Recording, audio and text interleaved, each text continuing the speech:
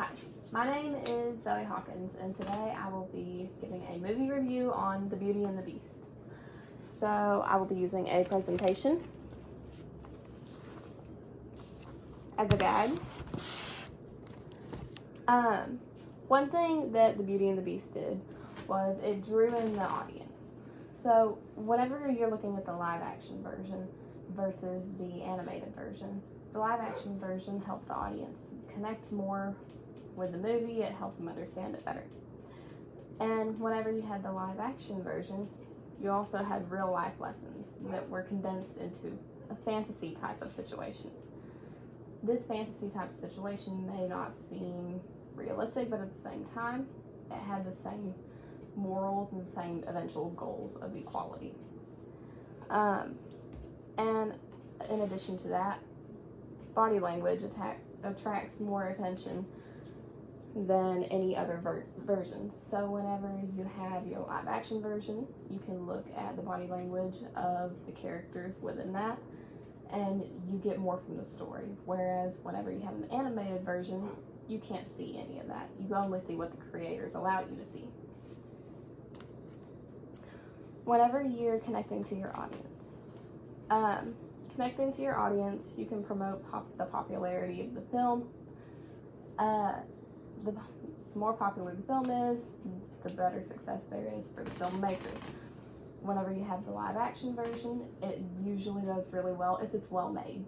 And this version of The Beauty and the Beast did very well because it was so detail oriented, which created a more popular film. It does a really good job of taking the viewer out of their real life and bringing them into that film. Whenever I was watching it for the first time, I was sitting there staring at it and I was completely immersed. I felt like I was in the film. I felt like I was a character. And this movie is relatable due to the use of emotions. They have so many different emotions. The diversity that is going on within the film is extremely useful when it comes to understanding the plot. Facial expressions.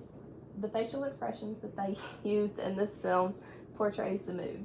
So the mood of the film changes in quite a bit depending on the scene. And that helps the audience be drawn in more. It helps them to feel more connected to it, which also increases the popularity. The audience can feel what the Beauty and the Beast feel through their facial expressions. Whenever the Beauty and the Beast, they express emotions such as pain and happiness and joy.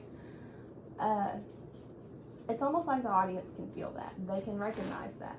Whereas whenever you're in an animated version, it's a little bit different and you can't see that so much. They're a little less bold, but there's more facial expressions you can make. And whenever you use facial expressions, you can dive deeper into the film.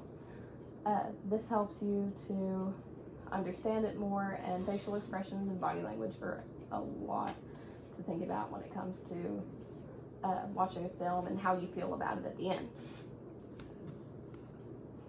In The Beauty and the Beast, the writer of the film did a great job making the movie more easily understood. He connected to the viewers, and the facial expressions can portray emotions that were used. And thanks for listening.